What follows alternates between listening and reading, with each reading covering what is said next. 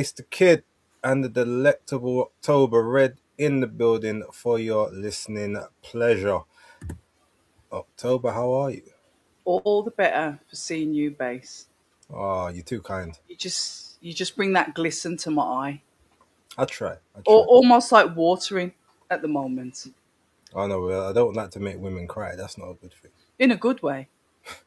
Even then, I don't know. It's a bit sus. I've been watching too much of the Diddy documentary for that one. Oh, oh. You know what he's doing as well? He's doing another. He's gonna release a couple more on YouTube because apparently 50's got some more I've heard. bundles in his suitcase. I've heard. Although I don't think he's actually going to release it on YouTube. I think he just said that to make Netflix don't pick up the bag for another one because the metrics are crazy. So they will want a part two. You know what? I'm gonna ask what were the numbers for it? Have they published them? They said it was some. Yeah, they did. I think it was like 22 million views in the first What? 24 hours or something like that. It beat out Stranger Things because they came out the same week. I don't know what the total numbers are, but that was like the first week or the first day's numbers. I think Stranger Things was like 25 million over 2 days, and that was like 21.8 in the first one. So They're gonna do a second part then, 100%. most definitely. But ladies and gentlemen, sorry, we should be talking We boxing, but digress. we got a bit sidetracked there. The Danny Glover, our brother in arms, he is currently in Ghana alongside Craig Spider Richards as they get ready to take on Super Dan Aziz. So he probably will not be in attendance today, nor would we kind of want him to, because then there's a bit of a bias getting on True. the chat for for a fight that neither of us actually want to see in terms of having to predict. Myself included as red, but me from a very historical standpoint, know both guys extremely well. Went to school with one, and obviously went to school with one's cousin, and then as such has been very close throughout the years. So I'm staying away from that one. I think I told everyone basis picks. I will not be predicting that, but everything else on the card I will do, just so you guys kind of know. But Red, I was thinking, right, because obviously we did have a little bit of stuff over the weekend. It maybe would be a little bit rude to not address that as we normally do, but let's do something a bit different this time. We will talk about it at the end of the show. But let's be honest, we're all here for one major thing right now. It's fight week for a fight that none of us ever really thought was going to happen. None of us predicted it was not on our wish list. But it's a fight that, as soon as it was announced, all of a sudden it was all you could kind of think about. And I will be the first to say, not even say that I was wrong, because I didn't never say, oh, it will never happen, but I did truly believe that when Jake was calling out not just AJ but Canelo and some of the others, Yeah. although Canelo was maybe a bit closer to it, that he was kind of, all right, smoke and mirrors. He's like, he's drumming up the interest. He's doing okay, I want to fight these people. I know that they're not gonna fight me, but I can say I want to fight them. Then that just gives me a bit more credibility for the next fight that I have, because well, I tried to get this person in the ring and they didn't want it. Well, thanks to the direct ludicrousy of Javante Davis, Hmm. I'm assuming Netflix probably applied a little bit of pressure. Said, look, if you want to keep a big card on the platform, like it's got to be someone credible. We're not going to take any former MMA stars, any basketball guys turned pugilists. Like we want someone that's going to give us the numbers. And fair dues, he had three names. I think it was Ryan Garcia, Terence Crawford, and Anthony Joshua. Ryan Garcia was not allowed to take it. Golden Boy said no. Terence, I think, said he was happy to do it, but he wanted to do it next year, like February time. And Joshua said, "Hey, a little bit of quick change, why not?" And so we are here. The promos has been great so far. They've done really well with some of the viral content. I know October, that's your bag. So yeah, let us know how you've kind of been receiving everything on Instagram and everywhere else on social media. Yeah, I will say, base. I was one of them that was maybe a bit disjointed on why he would take the fight, looking at it from the complete boxing head that I am. And then it's grown on me. It's a fight that's grown on me, and I'm actually interested in watching it. So catching up, I think the promo is fabulous from what they're doing with the Instagram posts to what they're doing on YouTube, the way they've got that MMA docu series kind of feel to it, where they're going into the gyms or it's almost like BTS, but it's not BTS. It's on the screen. It's beautifully done, even down to the music, the colors that they've used, the gradient of the color. It's just fantastic. I'm caught up in it because it's interesting. They've made it interesting to watch. It's almost like a series, and you're like, okay, when's the next one coming out? And I mean, getting when they're done the face off and getting my man in the middle to do the face off, like an Man like icon. Cameron. Yeah, like an icon in hip hop to do the face off. And he was fantastic with the questions. He was asking difficult questions as well. If he was given a script, it looked like he didn't have one because he looked Hmm. like he had genuine interest and he was going backwards and forwards. Like, you've said this or you think this. Oh, he's calling you a YouTuber. What do you think about that? And it was phenomenal. They need to bring him back to do more face-offs. I wouldn't even mind him coming over to the UK for a key fight and doing a face-off with our guys as well, because that was impressive. Really, really impressed. I can't forget the undercard, but obviously the eyes are on this. And I will say, base, I admire, and I've said it before, I admire what Jake is doing. I admire what he's done. He's a true entrepreneur. He really does believe in himself. He's built his business from being a YouTuber, from being an influencer.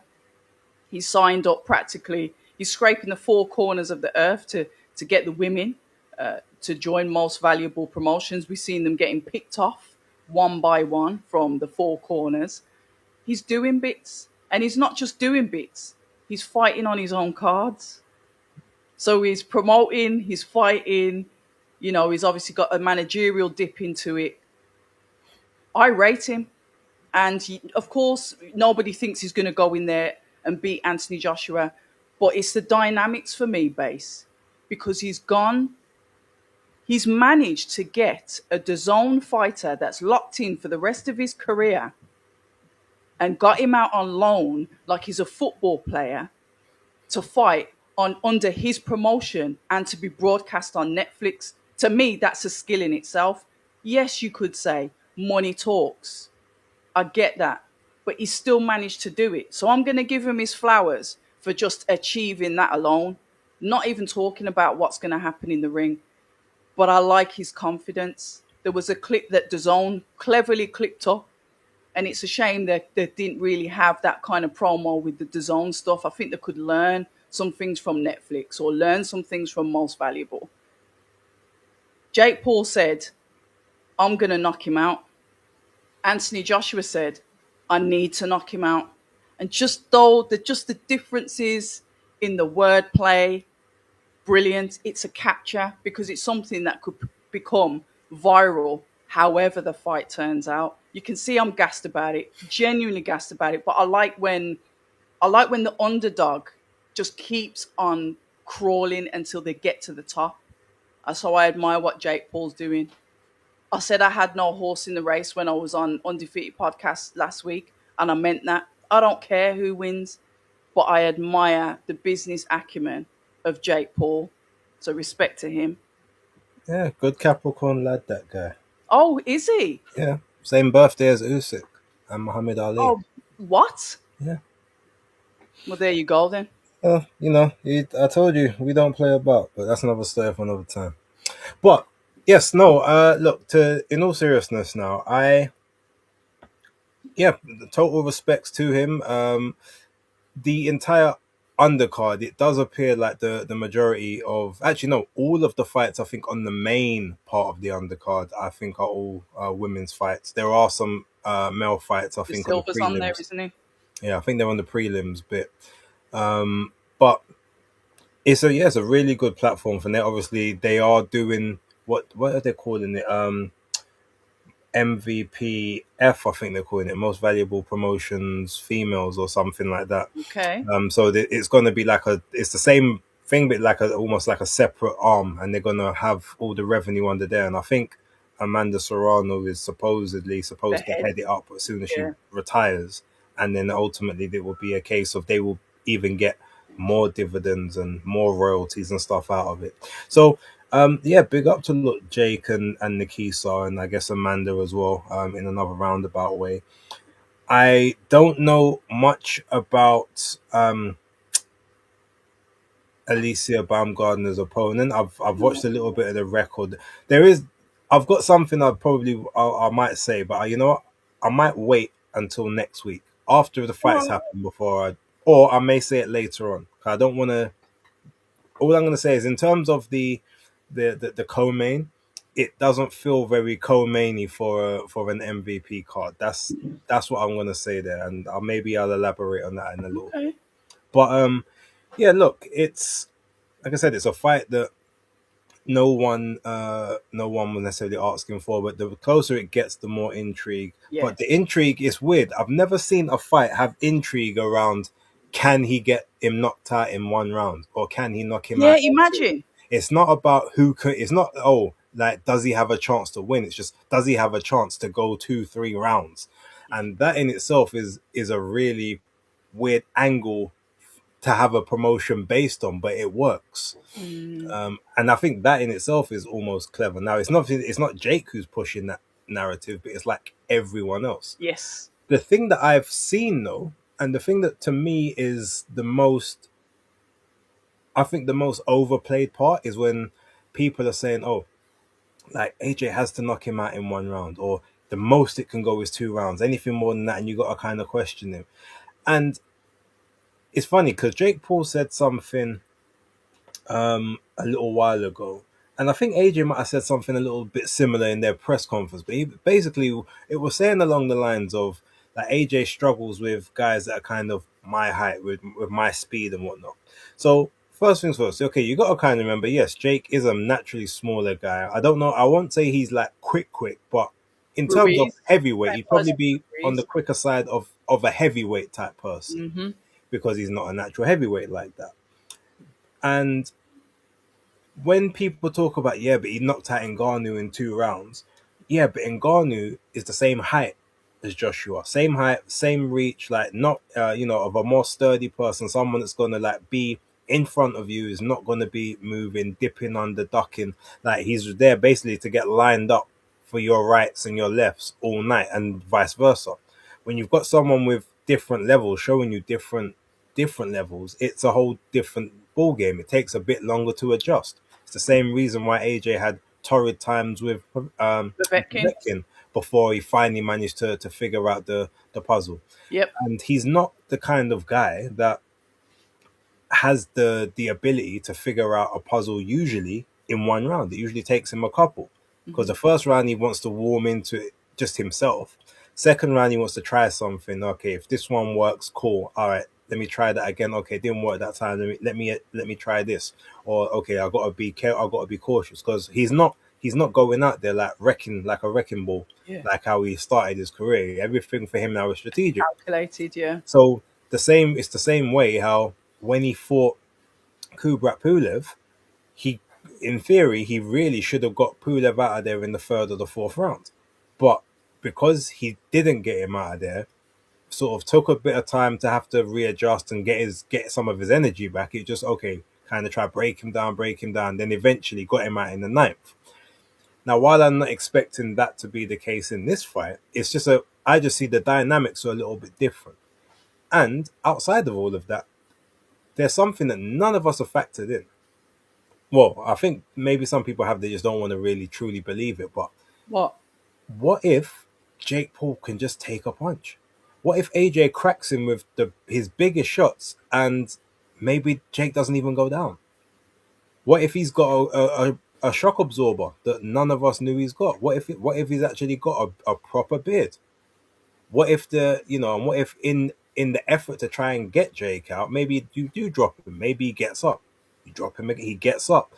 And then, now all of a sudden your energy levels are running low because you've cracked this guy with everything you've got, and somehow he's still managing to stay in the fight. These are all the kind of things we none of us really predict. It's the same reason when Joshua, he might people might say maybe he was pulling his punches a little bit, wasn't fully committing in the Jermaine Franklin fight for scare of what may have come back. But you still cracked him clean multiple occasions, and he stayed on his feet. You cracked Andy Ruiz in the first fight, and even the second fight, clean, stayed on his feet. Cracked Usyk a couple of times, maybe not super clean, but Usyk, good beard, stayed on his feet. Joseph Parker, same thing. Like, just what if Jake can take the punches? That's something that no one's thought of. It's not even about can he win, but can he? What if he can take the punches and your best stuff doesn't work? Maybe now it is 4, 5, 6 rounds before, or 6 or 7, or it goes a distance. You've See, dominated, beat the crap out of him for the whole fight, but he's there. I think if that happens, Base, he's in trouble. If that happens, I see that he's in trouble. Do you know what I mean? I don't think he I think his job would probably be to go in there and get Jake out as quick as possible. He says that he's not bothered about the negativity and all that stuff. But we know that he does listen to what people say. He does feed into that. And I think he will put a lot of pressure on himself. And I do agree with Jake that, yeah, if Jake gets splattered, that's what's supposed to happen. He said that's what everyone's expecting anyway. But the real pressure is on Anthony Joshua. And then to me, it goes back to that mental side of stuff. Jake was speaking very, very confidently, very believed in himself, brought in, the power of Jesus, this, blah, blah, blah. And then when AJ come in with his spiritual stuff, Jake Paul intelligently dismissed spirituality, stating that his belief in his Lord Savior Jesus Christ, how he puts it, is stronger. And it was almost like AJ was like, "Oh, I can't really go anywhere with that."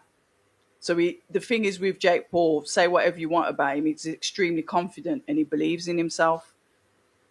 I don't. I honestly do believe that Anthony Joshua does pack that power. We saw what he did with Ngannou. Whether Ngannou wasn't concentrating, wasn't switched on enough, but he ended up getting folded anyway.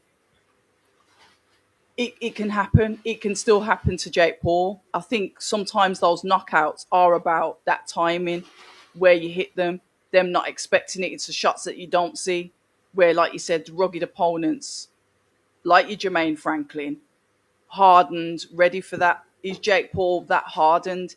He's had a camp of sparring heavyweights for the first time. Is he going to have that resilience for his first time? Anything's possible. And the way the hype that's got us in here, there is that what if. The way I see it, and the only way I see Jake Paul winning, is if he continues to be able to slip the shots that AJ's got coming in and he's able to be quick handed and let off accumulation of shots. Then I see a problem. Like you were saying, it's like if that happens to me, then there's a problem. So I think AJ would just go in there, seek and destroy. No, I hear that, and I think that's the task, and I think that's what he's going to do. But Yeah. again, There's my a what whole if.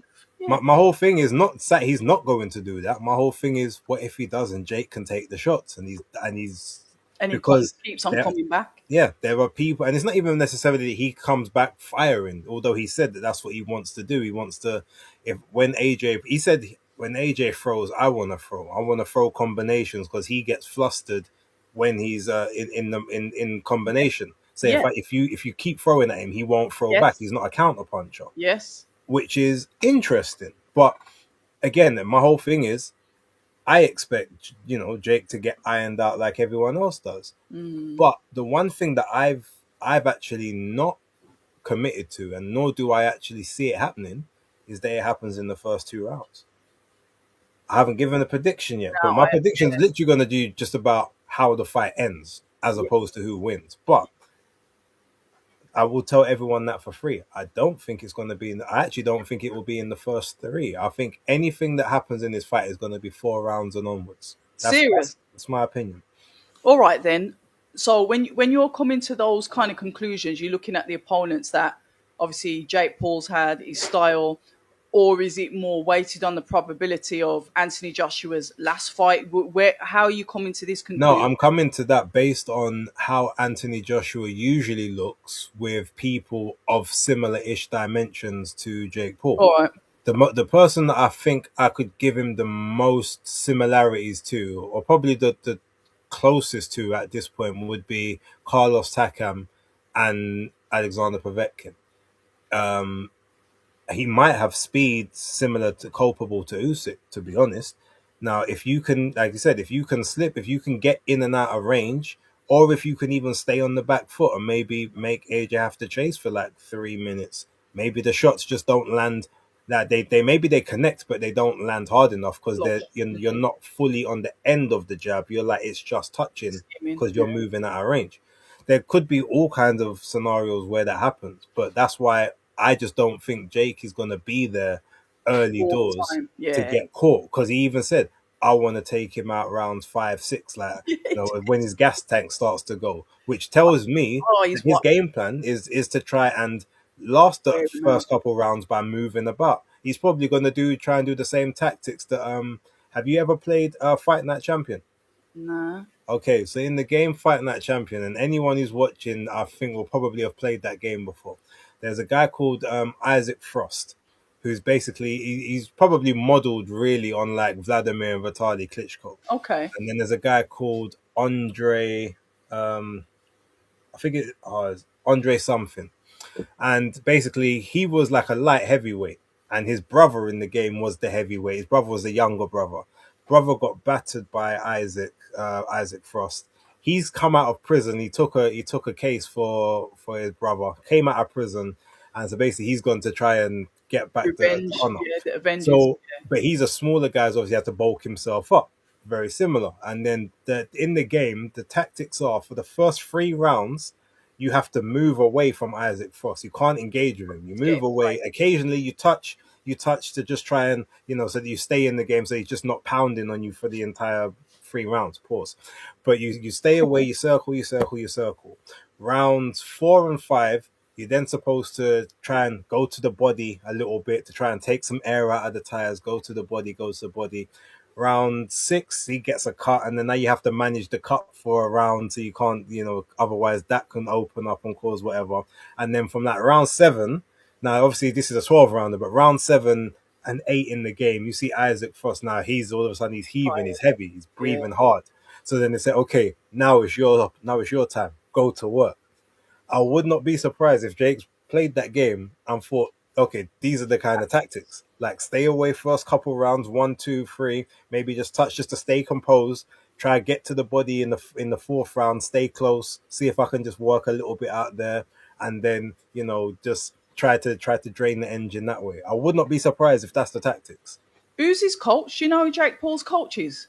Um, he's got a bunch of different coaches. It's not like Okay, fair enough. yeah, he's got like a whole team, but I know that mainly I think Jay Leon Love does a lot of his pad work and stuff. And apparently they said that he's got Don Charles out there or as a special advisor. It's, That's what I heard. So I if don't I I don't know who his official coach start is. on Friday night, I think I might just pass out on the live. Well, I was going to ask you are you going to go sleep and wake up, or are you going to try and just stay all the way through? I think I'm going to go to sleep. Okay, It's dangerous going to sleep because that means I have to set an alarm. 3 or 4 of them. Yeah, but I'm definitely gonna. I've set it up now. It's there. It's ready to go. Because I do want to watch the fight. I am invested, and for me to say I'm going to do a live, get out of my bed at 2 a.m. I'm definitely invested. 2 or 3 a.m. It depends what time.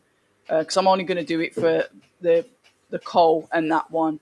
I mean, fair enough. You could say I'll do Caroline. I love Caroline, but I'm not getting up to do 3 fights in the middle of the night. Well, Caroline's going to be on the prelims part anyway. Okay, well there you go. No, no one won't see me for that. It's just the last two, or maybe just the AJ fight. Who is AJ got in his corner? I know he said he's with Team Music, etc., etc. But who has he actually got in his corner? Igor Oh, Golem. it is it. Yeah, Okay, Igor Golem. Apparently, Ade said that he spoke to him on Instagram the other day, and he was saying, "Look, just like keep AJ. He's something along the lines of keep AJ safe, and he's like, "Don't worry, you'll see when we."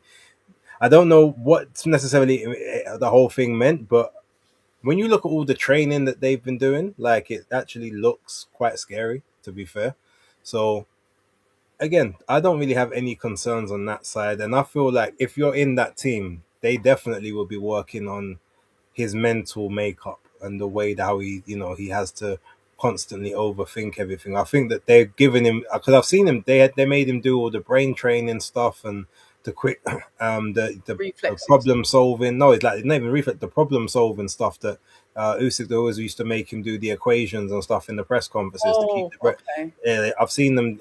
AJ's been doing similar stuff, so I feel like his penchant to overthink may be dialed back a little bit in this one, which will be interesting.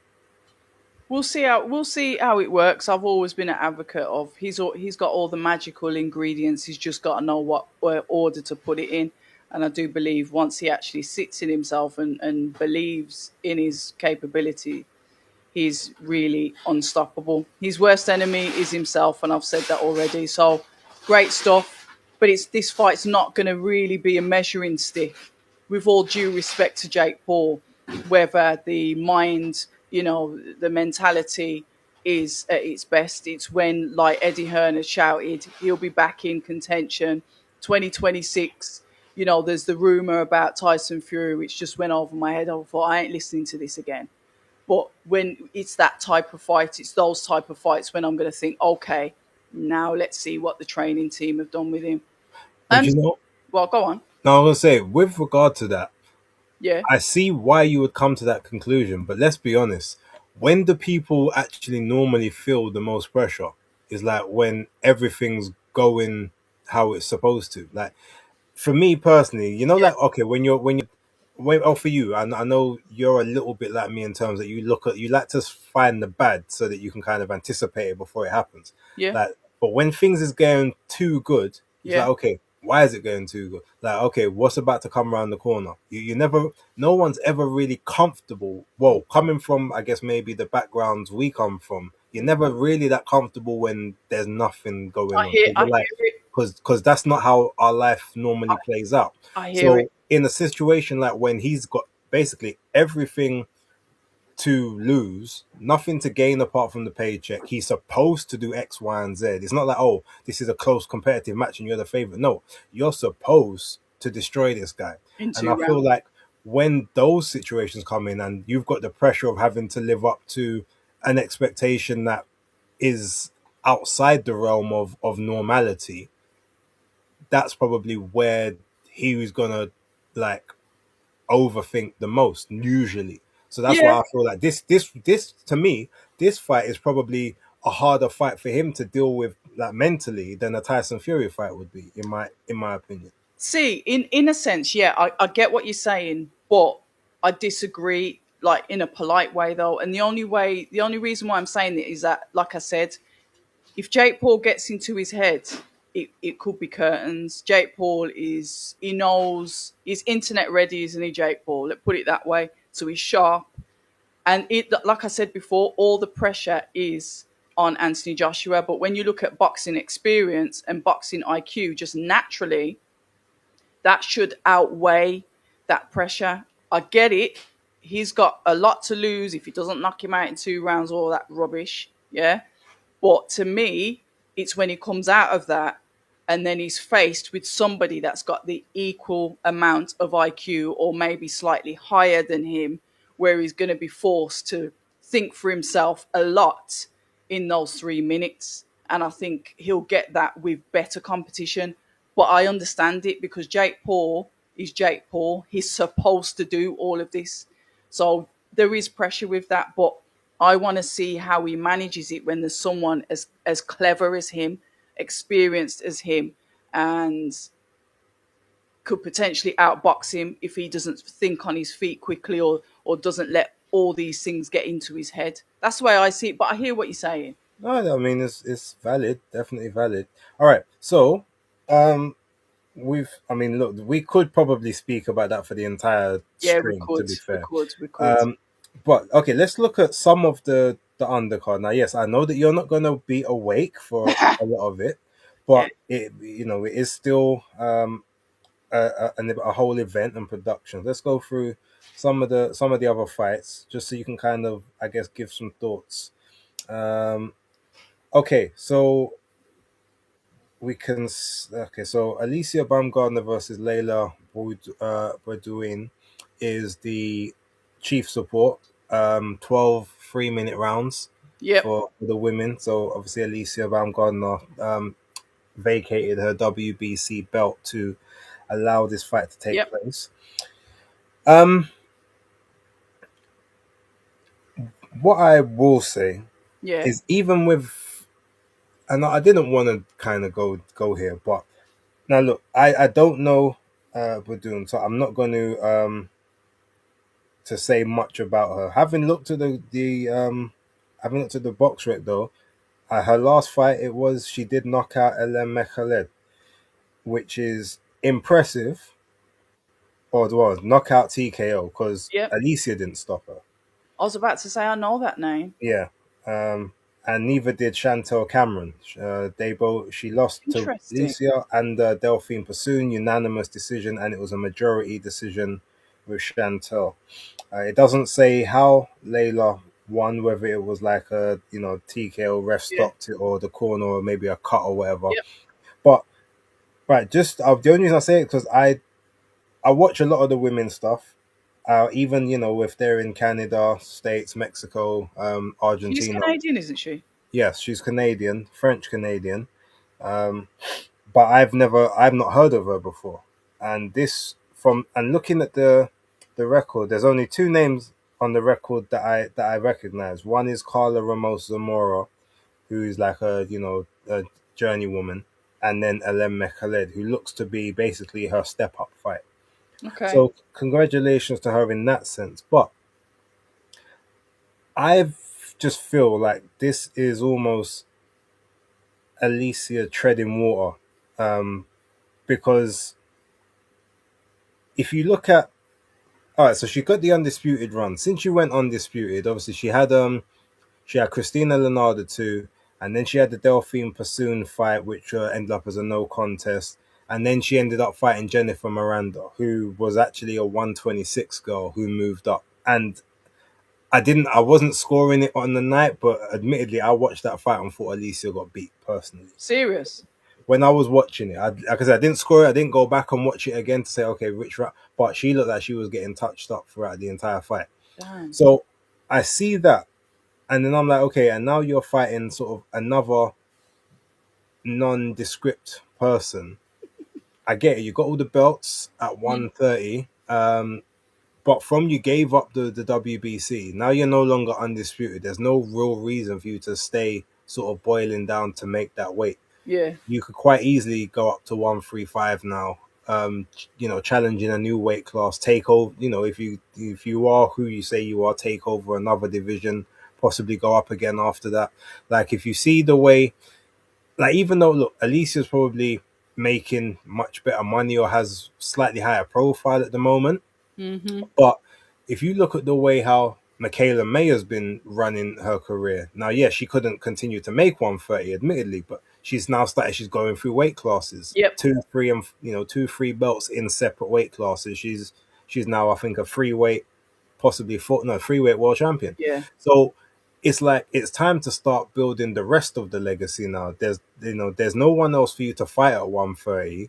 You can't continue to bring up girls from 126, even if they are MVP girls or whatnot. Like there's there's no reason for you to continue to gatekeep there because there's just no one around that's going to give you The the challenge. necessary tests or to give you the profiles. Now, unless this is just a way for you to increase the profile for the next fight, possibly.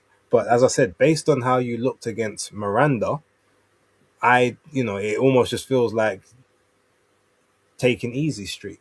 And again, I could be totally wrong because Layla could be a monster. I've only seen bits and pieces of her fights. I've never seen a full fight all the way through. Mm. So I can't say that I know enough about her to say, yeah, this is a really credible test. But just on the card, on a Netflix card, I would expect them to have tried to find a better opponent. They got away with it in the Miranda fight, a Hmm. woman from Spain who no one had heard of prior to that. But it's like, don't be scrimping on their opponents, or give us some names that will actually have some intrigue. And that's kind of my feelings towards this fight. Is that a second fight under Derek James? Um, This is sorry. This fight coming up. Is no, I this? think this is the third, because Oh I right. think she Okay. was under him under the Delphine Pursoon fight as well. Fair enough. I know she's been with him for a bit, but yeah, you've just made me think because obviously you brought up Alicia. Obviously, her trainer is Derek James. Derek James used to train Anthony Joshua. Alicia is part of MVP, and when you just wouldn't mind being a fly on the wall with the conversations that, because come on, if I'm fighting someone and their ex trainer is like dealing with one of my fighters, I'm going to pick the living pieces out of them about that fighter. And we also know that Jake Paul's brought in Lawrence Okoli, and these people will know him as well, and he will know that as well.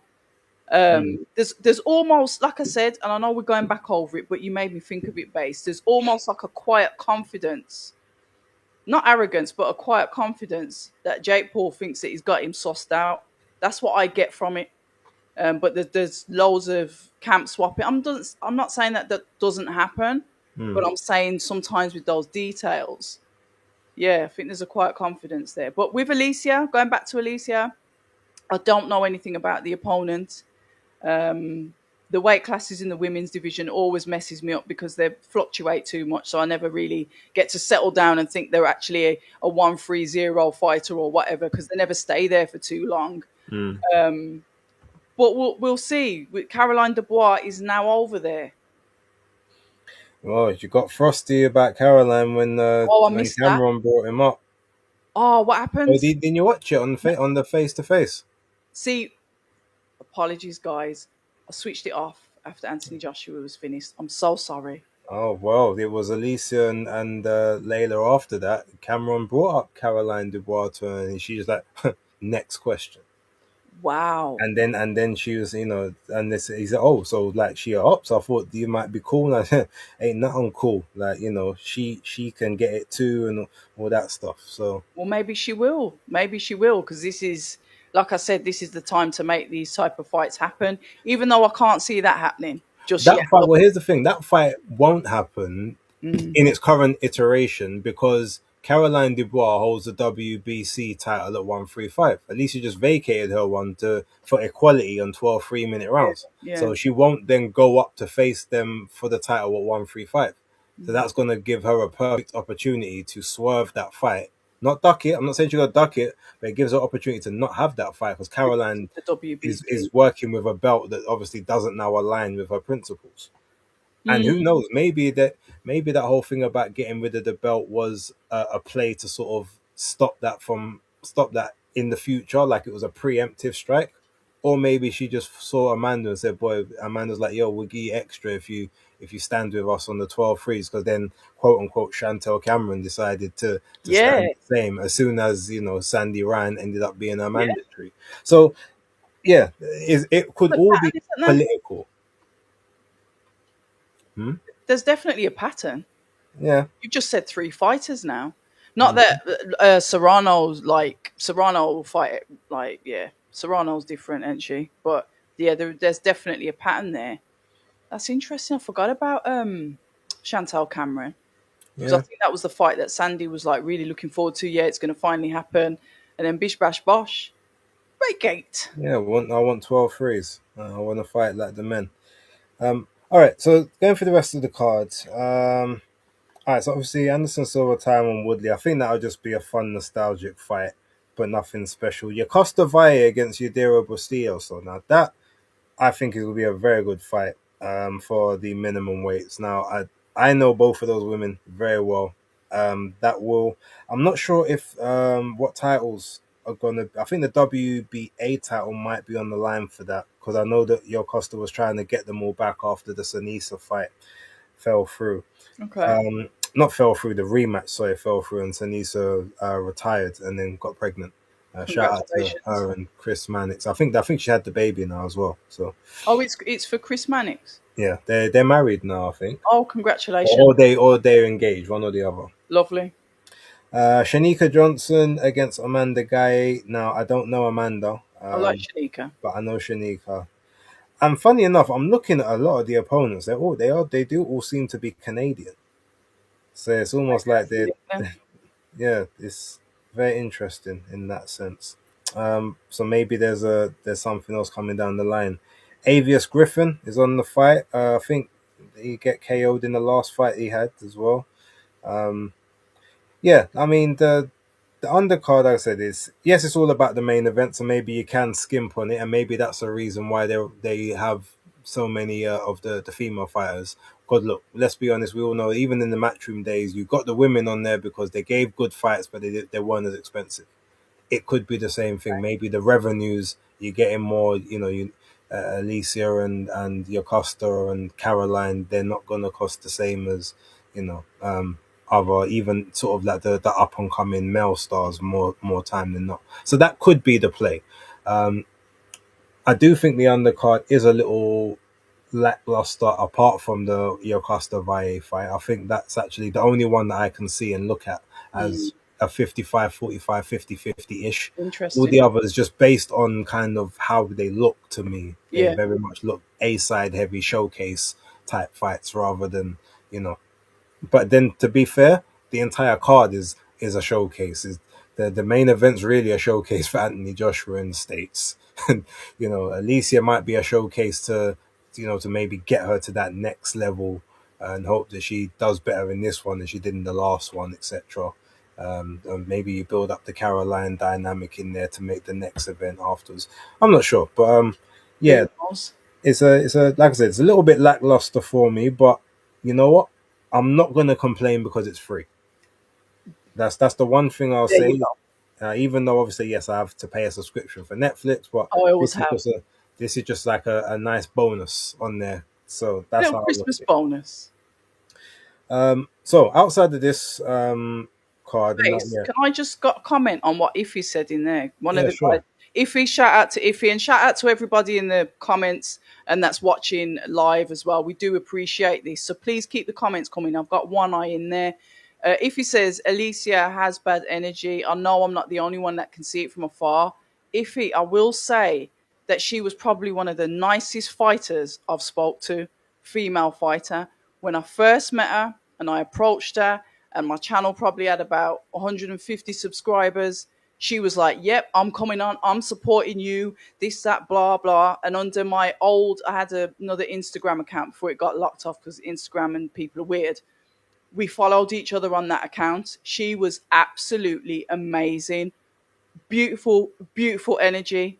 I'm not a girl's girl because I'm not. I'm a boy mom. I naturally gravitate towards men, if you hadn't noticed. But she was absolutely amazing. I can't say a bad word about her. Obviously, I understand the negativity around the tests and stuff, but as a person, she's really nice. She Do you really is know? nice. Do you know what I will say? And again, look, everyone knows that I've always been an Elisa supporter from day Yeah, dot. But I think I will acknowledge what Iffy's saying. I feel mm. like her energy has changed. You think? Um, I think since I'm not sure if it's since the testing, Somebody said that. Did or somebody say that?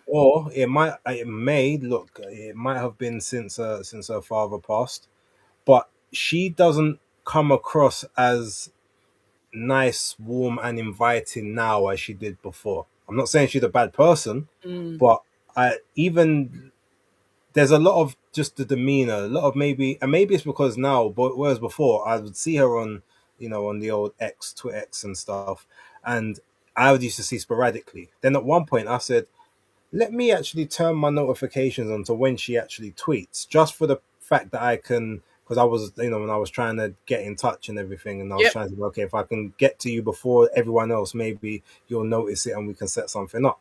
And then I just used to, there was just a lot of randomness that she would start tweeting for, and I'm like, what's that got to do with anything? And it's just random, like one, it just might be like a 2-3 words, and then you've got one big Bible quote like 3 tweets later, and then it's back Um, to some BS, and then I'm just like, this what she's always been like? And so I was like, I can see where there might be a change. Like I said, I don't know if it's yeah, she did from lose her dad. there was that. I don't know if it's from there. I don't know if it's feeling like people were against her with drugs, or she It had could to be switch that up. defensive Or she had to switch it up and say, okay, well, I've got to do a new tactic now because, to sell. I've lost whatever it is at that point, or maybe because she was overexposed to certain things, and now like she's more of a celeb than a boxer during that period of time. I don't know, but I can see where he's coming from, where it feels a little different. I don't know if I'm going to call it bad energy, but I can see she doesn't seem as inviting and as warm as You when know what? I'll wait. I If I first see her heard in of the her in 2019. Well, if I see her again in the UK and she blanks me, then I'm going to have to take all of this back. But I can only go on what I saw of her back in, I think it was 2022, 2023, around then. But like I said, you know, I'll just I'll see what she's like when I see her again. But she was one of them that heavily did support what I was doing, and I don't forget those guys. But that was pre all of the bad stuff. So I Mm. get it, people change, Yeah. but I can only go off what my experience is. But again, that being said, still think she's great. Mm, Although I do need to see a good performance from her yeah, because it's actually been a while, and it's crazy because obviously she still talks like she's got the brick hand and big knockout artist and ain't had a knockout since the Terry Harper fight. It's a bit, it's getting a bit, you can't really trade on the same things anymore unless you know you know what I'm saying.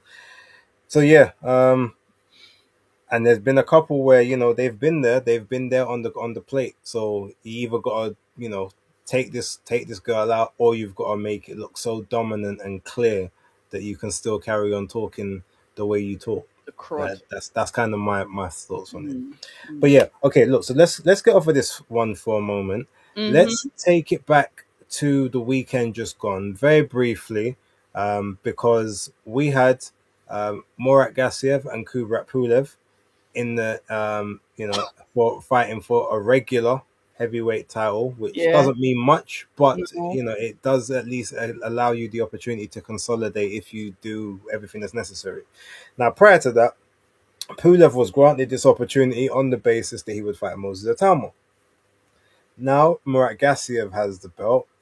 The question is, will Frank be as keen to go the Moses Atalma Murat Gassiev route? I mean, he's not quote unquote an old man, and he hits very hard.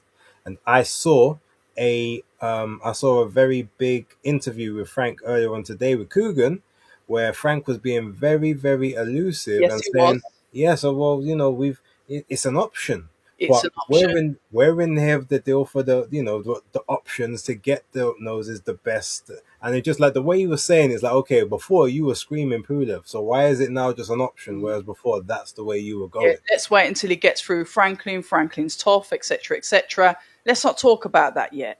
Yeah, so that makes me feel like they're gonna look to swerve that opportunity all of a sudden. What's your thoughts? Um, I personally and base, please feel free to pull me up. I don't see Gassiev as a threat to Moses. I Okay. don't. I'm sorry. I think he's a good boxer. He is, but I just don't see him as a threat to Moses. Obviously, they're gonna navigate him where they navigate him. I can't remember. Are they doing the WBA route with him? Who, Moses? Yeah. They were. Okay. So that should be the next opponent after, should he get through Franklin. And I think if he's not the next opponent and that was the route that they were taking, then we can really start asking questions, like really start asking questions. And I will say that to Franco, like he's got through Moses, the WBA route was the route. Are we now fighting Gassiev? If not, why not? What's the change? What's happened? And it's just about asking those direct questions. I think when you can probably nail someone down, when or if he gets through Jermaine Franklin. But it's one of them. He really wanted the Pulev fight. That fight was supposed to happen.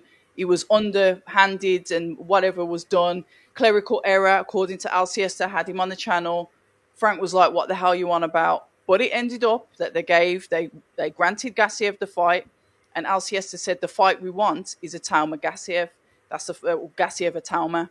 That's the fight that we want, etc., etc. So they will be pushing for it, and Mm, Alcesta seems to be able to get his own way in things as well. I will say that about him. Thanks for replying to my messages, Al. interesting. Okay, cool. So, yeah, we won't really speak much about the card. Brutal knockout, which we Yeah, both it did was, weren't it? expect. I think I did. I predicted. I think it's round 7 or 8, so I wasn't Oh, too spot far on. off. But yeah, but it was one of those ones. It also showed me what Gassiev is like nowadays. Like he's not just going to warm into things. He'll literally just give up Oh, yeah. rounds. And I feel like if you look at the people that he's lost twice. He's lost to Usyk and he's lost to Otto Wallin.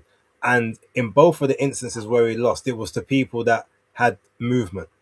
Usyk obviously elite movement and quickness at cruiser, even though he Hmm. did manage to catch Usyk a couple of times. So Usyk showed he's got a chin on him. But then you also had Wallin who was taller, Are they rangier. southpaws? Are both Yeah, of them southpaws? yeah. So there's that part as well. But the fact obviously Ranger and if someone that was more willing to move and sort of box on the back foot. Mm. So it's like you can kind of see who gives him trouble. It's people with movement, quick feet that can get in and out. Now, yes, Moses. if he can catch you when you're coming in, because he does sometimes have pretty good timing, or he does have a decent catch and counter at points. But Okay. outside of that, unless he actually does like better behave where like he'll move in towards and Yep. step into the shot, Yep. and even though it's not Still the punching. quickest, but he does Yep. it in a sort of a consistent manner. Mm. Unless he's able to do something like that, then yeah, he's kind of he acts a bit like a sitting duck for a lot of those type of guys. But Yeah. my question is, because everyone keeps talking about the chin, can he take a shot? Has he taken a shot? And he keeps saying, well, look, it's my job to not have that happen.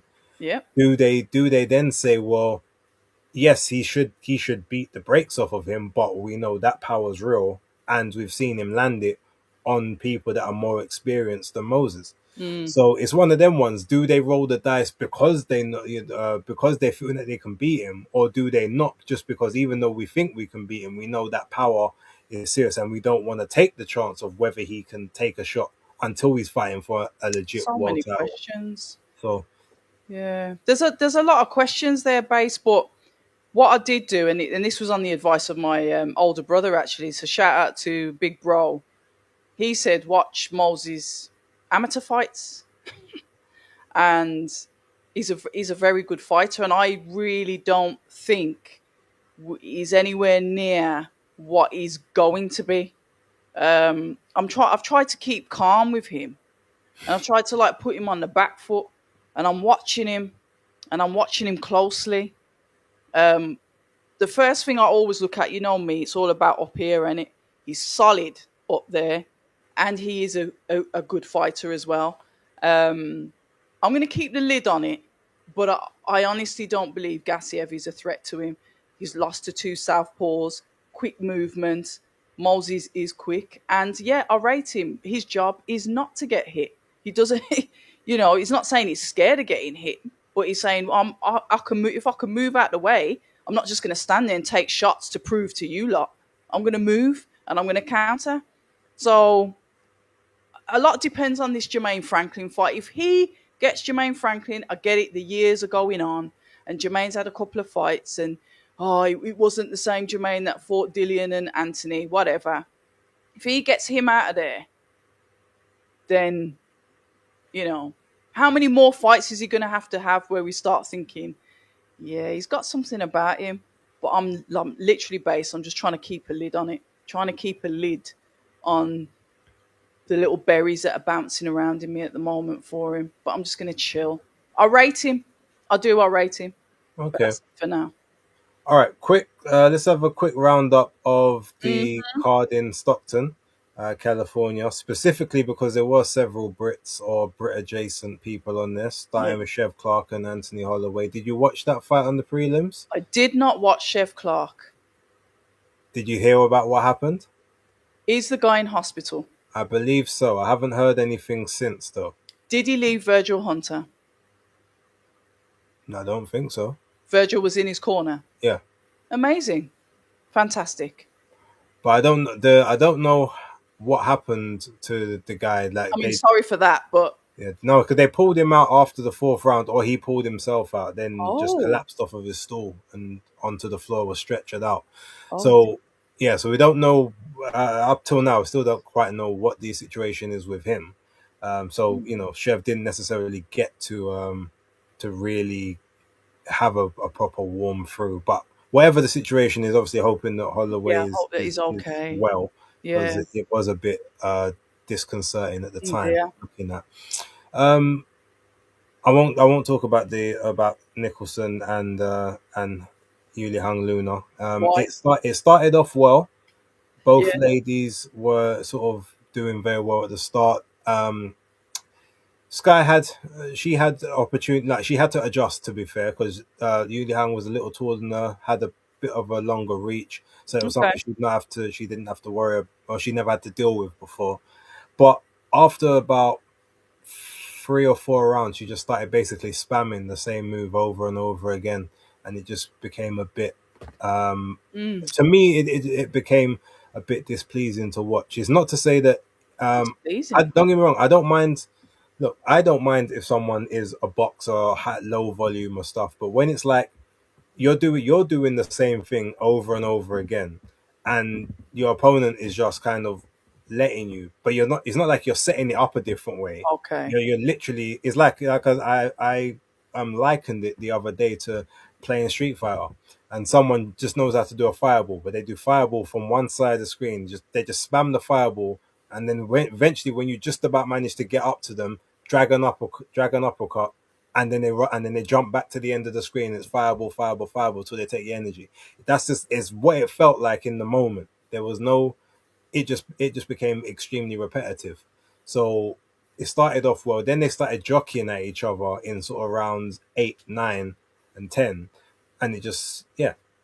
I'm not saying it wasn't a horrible fight, but it was just if people were wanted to complain about Haney and Norman, like yeah, this to me was a lot worse in the second half.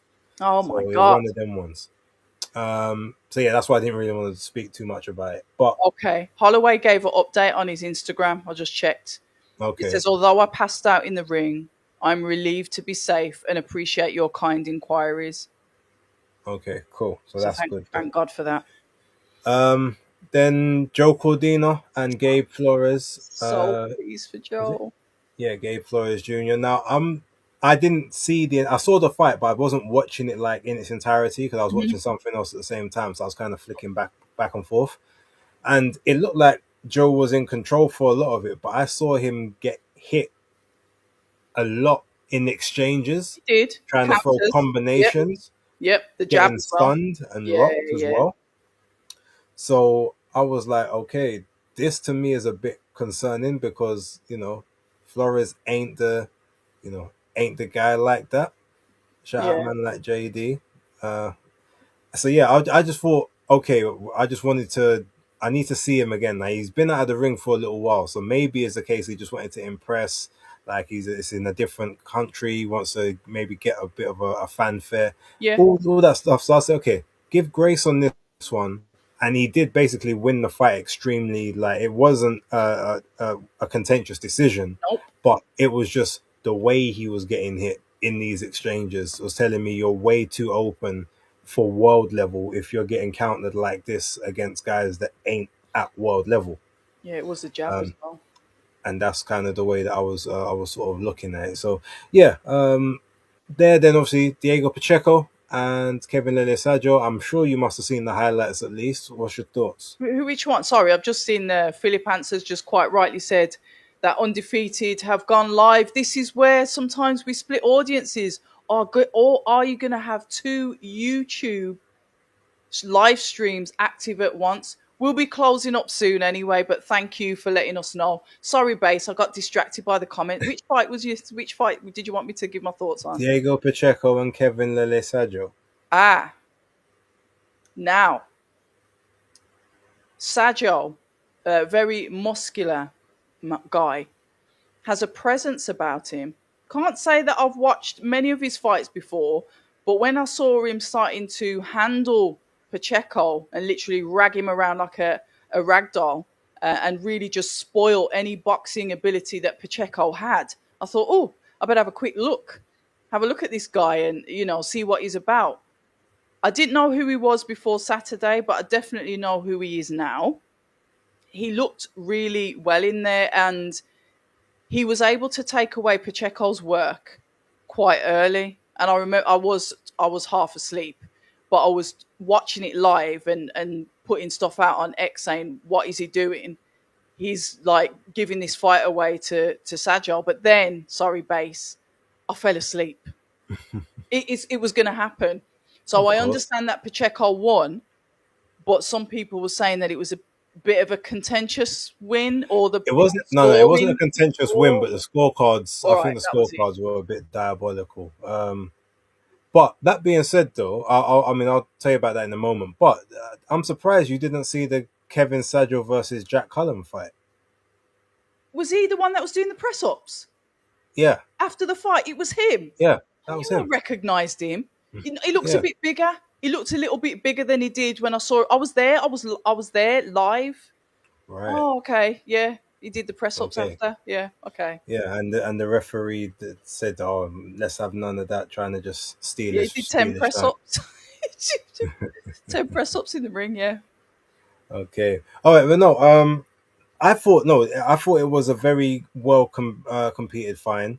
Sorry. I think that the scorecards, the scorecard I would have said would have maybe been 115, 112. Oh, look at I that. see it. I see Oh, it. We I like that don't mess with the support. community over here. It's That's appreciated, beautiful.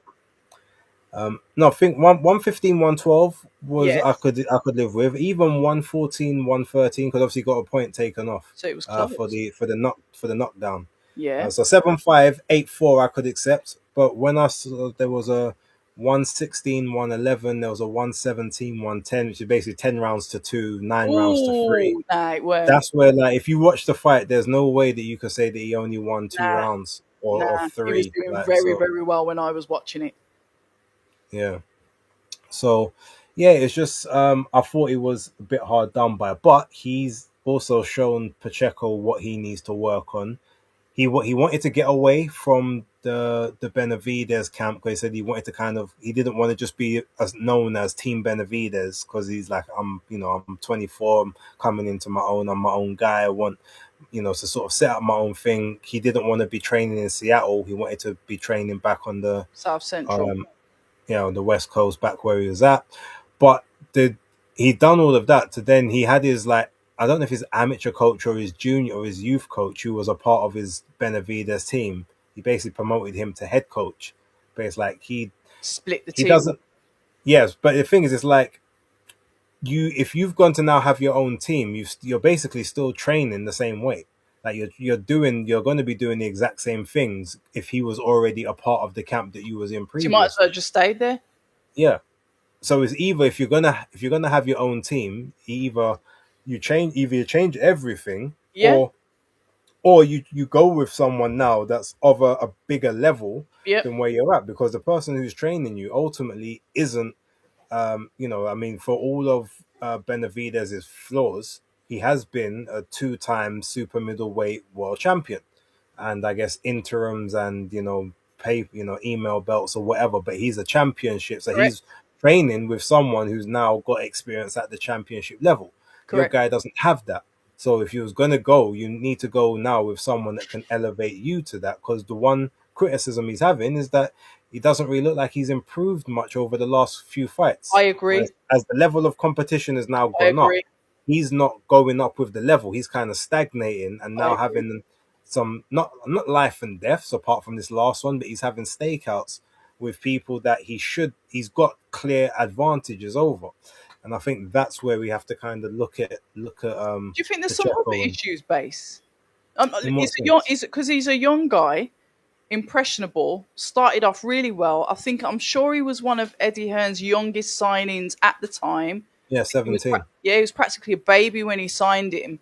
Uh, for some reason, he just now decides that he doesn't want to be 100% into Team Benavides. Is there something going on potentially that we don't know about? Because I I do mean, agree with you with the decline, potentially competition, but is there something else going on with him? I've met him. quite possibly.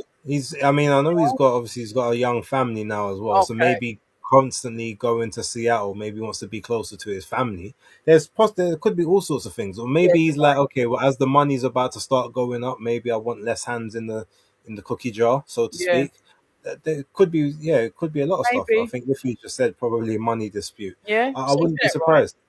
But I just feel like if this isn't the wake up call that he needs to either get someone else in and put this guy back to second in command, or get rid of him totally and go with one of the top level guys, he may not get past That's what I'm saying. this ceiling. Yes. So And it's a that's just shame kind to of my see him with the concern, really.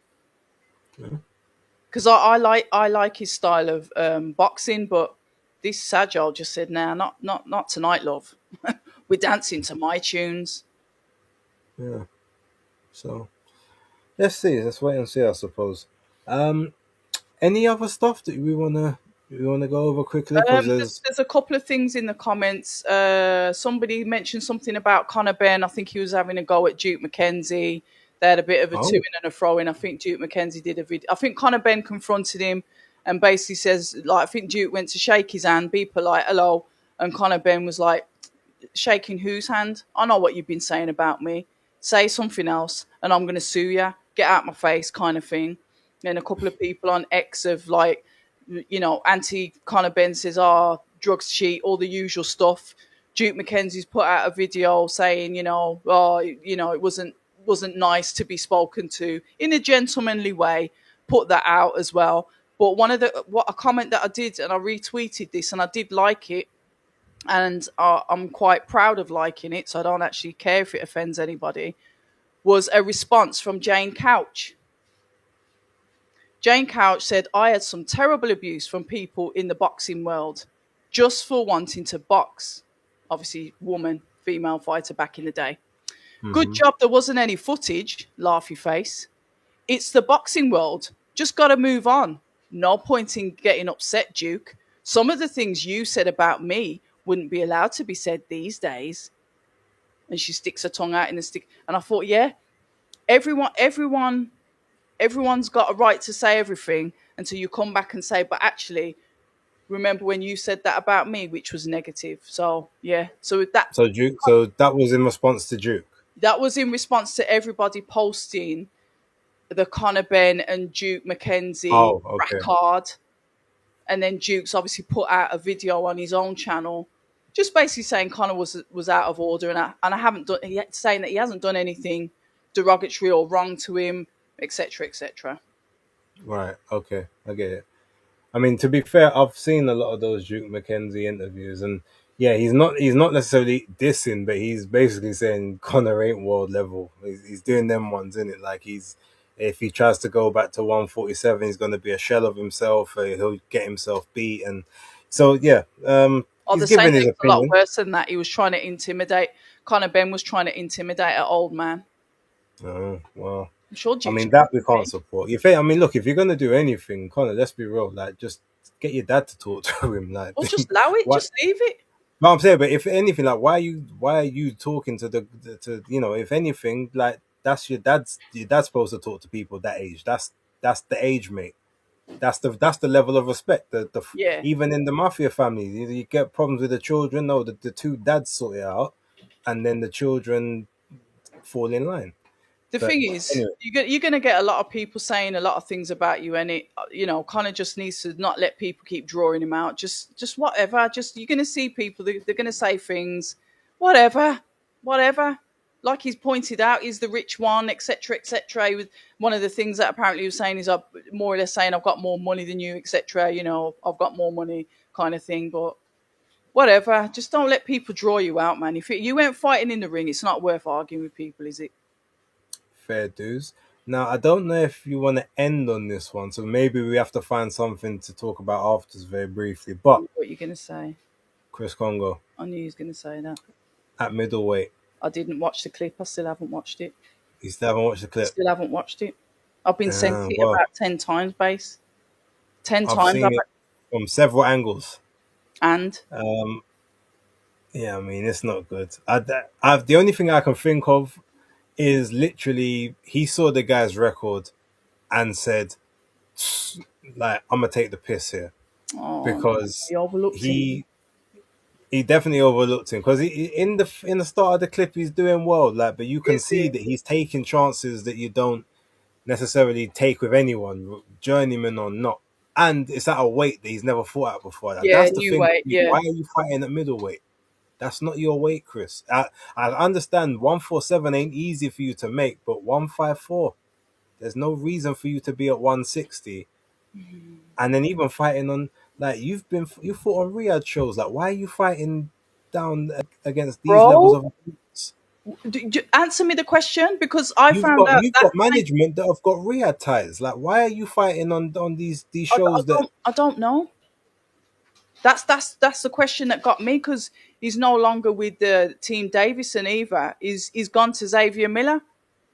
Yeah, I mean, So and look, I know he was a boxer fighter, and maybe that's part of the issue as well. That they ain't got no dates, so you're just trying to get a couple quick change. But now look, it's oh, I ain't watched it.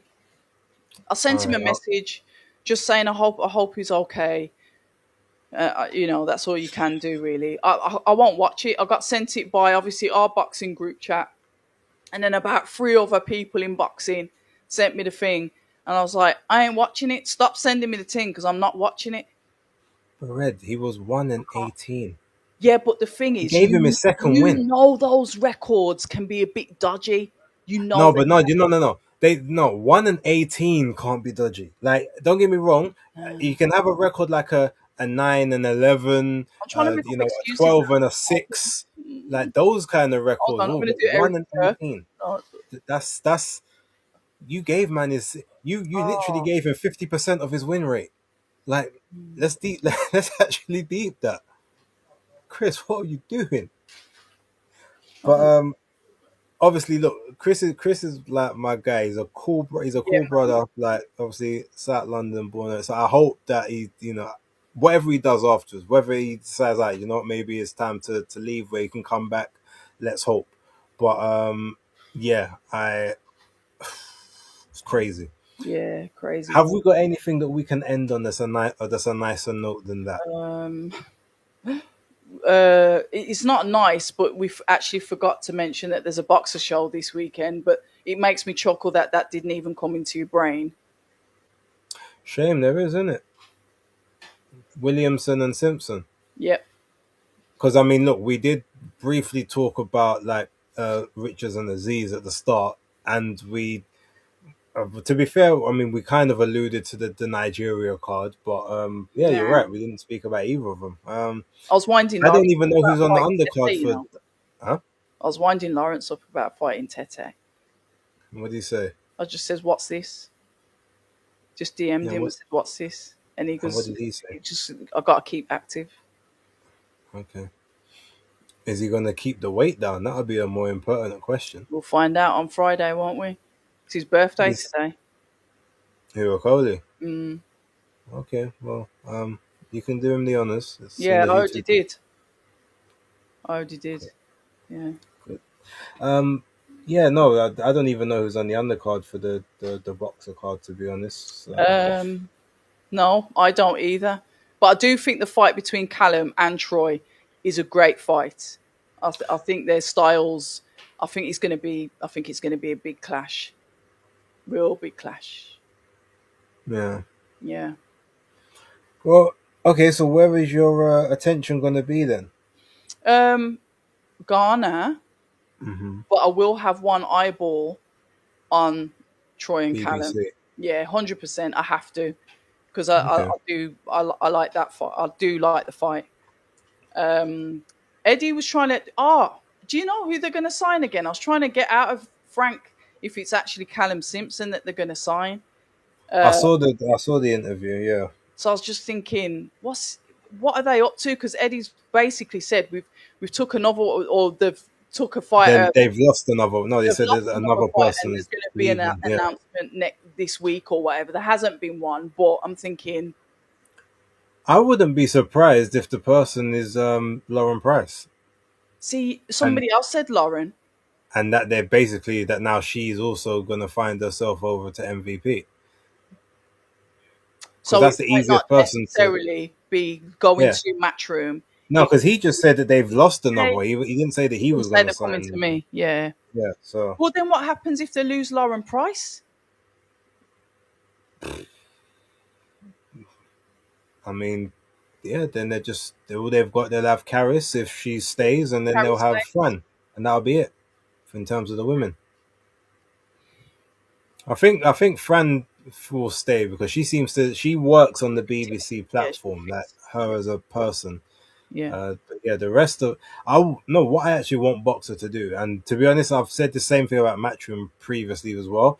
Like you need to update your website because you still got boxers on there that no longer a fight for lot of you. them Like do that. yeah, they need to come up because it's because I like to know who's who or who's where. So when you got the misleading information, True. it's a so yeah. But yeah, look, I hope good things happen with Simpson and Williamson, and hopefully the production looks, like it wasn't done by a 2-year-old this time. That'll be appreciated. Um, The own one was messed up. You know when the Connor Walker and Pat McCormack at the press mhm. conference, the sound went off, and I was saying, "Oh, I wonder if it's I was there. I watched it. I saw you in the comments. I saw you. like eventually I pulled the plug." I said I did a Yeah, live after, and I was just bantering that in it, like, "Yo, where's the sound?" I was there. I was watching along, and I see you in the comments. Like, wait a minute, we're here for this, and then there's no sound. Like, what's going on? And then the eyes are moved. So yeah, I saw, I did see Oh, we're it, all and at there the then. time I thought someone was trying to call my phone because I had it on Do Not Disturb, and normally that happens when someone's trying to call me through like WhatsApp, on not WhatsApp, Facebook Messenger or something. And then I was like, no, wait a minute, there's just no sound. And I'm turning it up and turning it Yep. down, like, but yeah, but at least the Shout out to production Liam. still look good, huh? Shout out to whoever Liam is. Liam sent us over, so I've subbed. Thank you very Oh, much to whoever Liam is. Liam Goff, G Man. Oh, is that his name? Yeah, that's Okay, he's so got he's rebranded his channel going by his first name, his real name now. okay, So fair enough. appreciate it, G Man, Liam, if Yeah, you're in thanks for the that. in the chat. But yeah, so all right, look, well let's everyone We've go got to and say crash the goodbye, babe. party over. Huh? We've got to say goodbye. Yeah, we gotta say goodbye. We got undefeated, get a little bit of something tonight. Hold on a minute. Are we doing one on Christmas Eve or what? I mean, we Is can it do. Christmas Eve? No, Is it it's the Christmas Day? 23rd. The Oh, 23rd. yeah, we'll do the 23rd because obviously the 5,000 cards that are on this weekend. So we will be back for our Christmas special, yeah? Yeah, we can do the Christmas special. Good. All right. Well, look, ladies and gentlemen, thank you guys very much for tuning in. Appreciate everyone who has been here. Oh, apparently undefeated locked off. Oh, Hmm? okay. Not sure why that is, but hopefully they'll I be must have missed back that. Where's later. that in the comments? Okay. Yeah, Muller just said. He said. I think he said earlier that they had locked off or something. Okay. So must have been an issue. But yeah, Karma Serene just came into the building. Shouted, she's like, "Yeah, Christmas Eve." Nice. It's the eve of Christmas Eve, Karma, the The twenty eve. third. Yeah, Yes. I'll be drinking and seasoning up that meat, getting ready for the day after. Yeah, all of My that. hands, What she my said. hands and mouth will be very full on Christmas Eve. Sorry. Right, and with that, ladies and gentlemen, we gonna leave you till next week. Thank you very much for tuning in, and yeah, until the next one. Peace.